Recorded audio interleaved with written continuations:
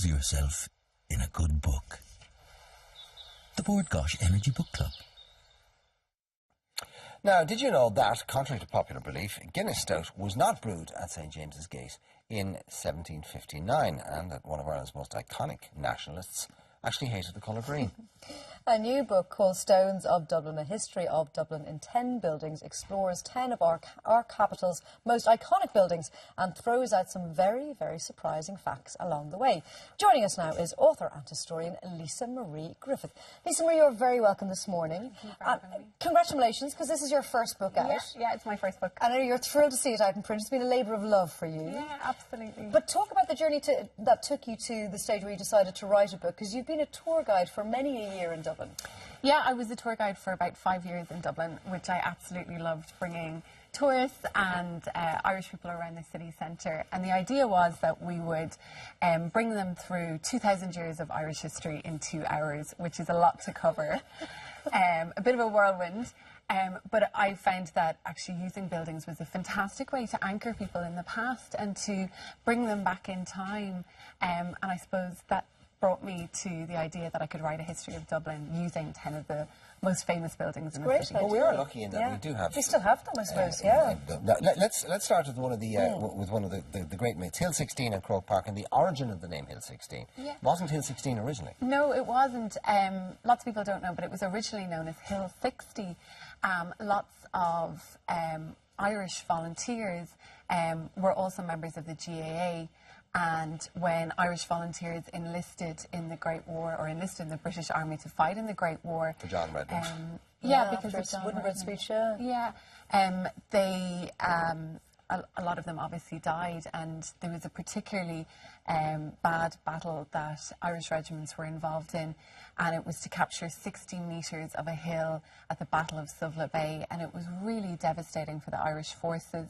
And the GAA wanted to commemorate the loss of so many Irish soldiers, and so they named this section of Croke Park Hill 60 after the 60 metres the men had died trying to capture. And then it morphed into Hill 16. Yeah, well, during the 1916 Rising, the GAA had always wanted to stay out of that kind of divide, although they found themselves getting sucked in and eventually found that they had to take a side, and Hill 60 became Hill 16 to commemorate those who died. So it had nothing to do with Bloody Sunday, or... No. It's amazing the way the history gets rewritten, isn't it? Yeah. Some of the myths that I've heard are that Hill 16 was actually built out of the rubble of the GPO after the 1916 Rising, which is a great story. It's a nice romantic notion, isn't it? Yeah. And we've loads of those in Dublin. Okay. Let's move on to James's Gate. Now, we posed a question at the top. Did you know that they didn't actually brew stout there right at the very beginning? Now, as it happens, I did know that, and I know the origins of it, but you tell the story. And in actual fact, where the name porter comes from. It's nothing to do with stout at all. I knew none of this and found it fascinating. Okay. Yeah. Well, there's actually a very early claimant to Guinness being brewed in the Mucky Duck pub in Kildare as well, but it seems that Arthur Guinness actually kind of stumbled upon the recipe and began to test it out later on. He originally brewed ale, and it wasn't until later on that he began to produce Guinness Porter. Porter was a really popular drink in London, and it was named after the porters of Covent Garden who drank it in serious quantities. Serious quantities. There were quite a lot of dark beers at the time, and porter is effectively a dark beer, but porter and stout are the same thing. Yeah. So a lot of people actually think they're two different types of dark beer. Yeah. No, but even in Guinness's history, they've kind of rewritten the history and... They have a little bit. And taken a bit of artistic licence with it. Absolutely. And I suppose they're such a big brand, you know, they don't acknowledge that there is this kind of English origin to porter. Well, it's sold by Diageo now, so it ain't Irish anymore. But in actual fact, so 1759 is when people claimed that porter or stout was brewed in James's Gate. When was it actually brewed there? Total production shifts to Guinness by 1799, and that's when they realise they have such a successful product they don't need to brew anything else. So nearly 40 years later.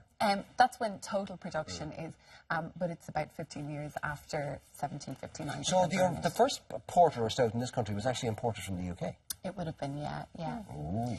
Can we move to one of my favourite buildings in Dublin? I was taken there as a child so often I fell in love with it, Christchurch Cathedral, which, you know, is a wonderful building in and of itself, but you have uncovered some very interesting facts about it that most people wouldn't know. It's such a beautiful building, and I think it's one that not enough people go and visit. I agree.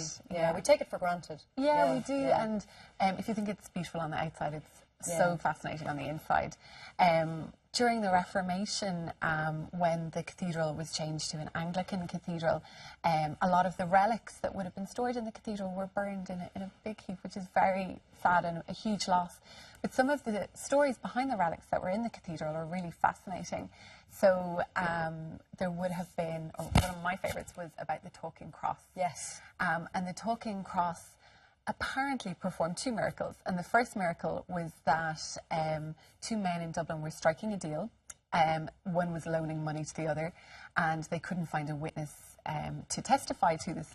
And instead they went into Christchurch Cathedral, they stood in front of a crucifix, and they made God was their witness. God was their witness, yeah. And they made the loan agreement in front of the cross. One reneged on the loan, however, and they decided that they would bring it to court, and in court they decided the only fair way to decide what had happened was to stand in front of the cross. Call the cross as a witness. Yeah. Call the cross as a witness, absolutely. And it was such a strange case that apparently it drew a huge crowd, and everyone came to see what happened. And when the man said that he had never been given a loan, the cross spoke out and spoke the truth. A loan had been given, and he was lying. So this is the first talking miracle, cross. the talking cross. And whatever happened in that particular? Was that one of the crosses that was that burned? That was lost to us, yeah. Yeah. Actually, speaking of Christchurch, there's an amazing. There used to be a nightclub up there. I don't know. I think it was called the Vault or the Crypt or something. It was the Crypt, I think. Yeah. And I remember filming a television series there, and it was an amazing venue. Wow. And I don't understand why nobody hasn't revived it since. But it was because I was part of that for a little while. I'd never been there before, and obviously being in Cork, it's not a kind of a tradition for us. But it was an astonishing. It's a beautiful building. I don't understand why it's not an internationally listed building. It is really beautiful, and actually they sold alcohol in the crypt for a while. It was a pub in the 17th century, so a long tradition of drinking in Christchurch. We have just scraped the surface of all of the wonderful stories that you tell in this book. And I think people who think, if you think you know Dublin, you don't really. This book will prove that. And if you're interested in Dublin, if you're interested in Irish history, it is a joy of a book. It really is a beautiful book and fascinating. This is one of those books that you'd love to have, and it's also one of those books you'd love to send to somebody who's... Oh yeah, Australia, America, Canada, off it goes. Stones of Dublin, available in all good bookstores now. Courtesy of Lisa Marie Griffin. Well done, Lisa Marie. Come back for a Waterford girl. Lose yourself in a good book. The Board Gosh Energy Book Club.